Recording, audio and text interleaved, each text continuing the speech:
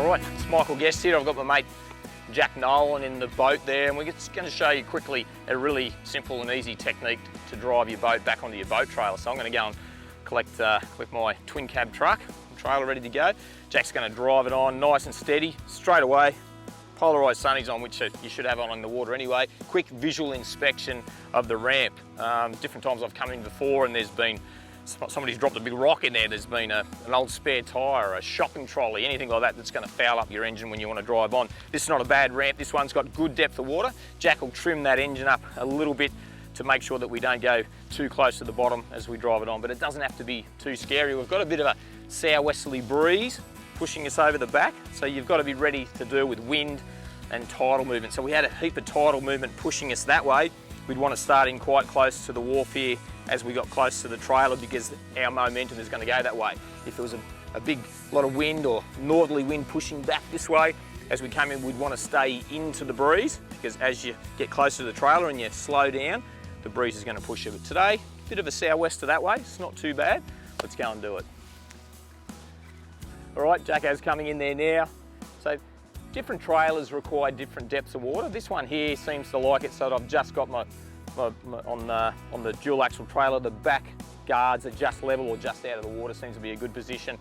So Jack's going to come in and line up there now. He's got that wind pushing him here a little bit. Big thing is if you muck it up, just out of gear, go back again. And if you can pick a day when it's not too busy at the boat ramp and you're new to boating, then you can always do a few practice runs. And anyone who's ever driven a boat on a trailer has not got it perfect every time, so don't be too worried about that. A few hand signals are good. Yeah, Jack, you're clear. He's coming in. He knows I've had a bit of inspection. We're just going to tap one of the guides. Yep, you're on the rollers there now. That's perfect. So what Jack will do is trim the engine. What are you up to there, mate? Just going to trim the engine up, make sure I don't kiss the concrete on the way in. Yep, and we've just got to square up a tiny bit that way. Perfect.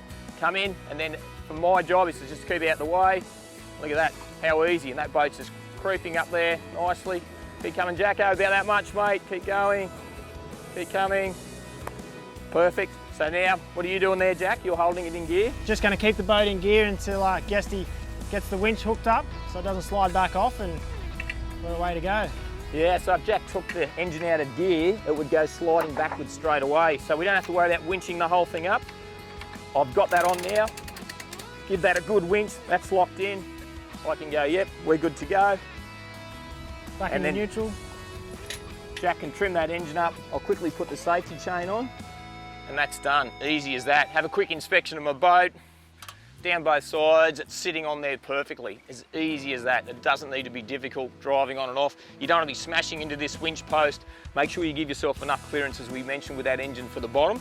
And if you're using your same boat ramp all the time, you'll sort of start to understand how it works. And as I said, if you've got different wind and tides to deal with, it's a bit different again, isn't it? So, yep, that's it.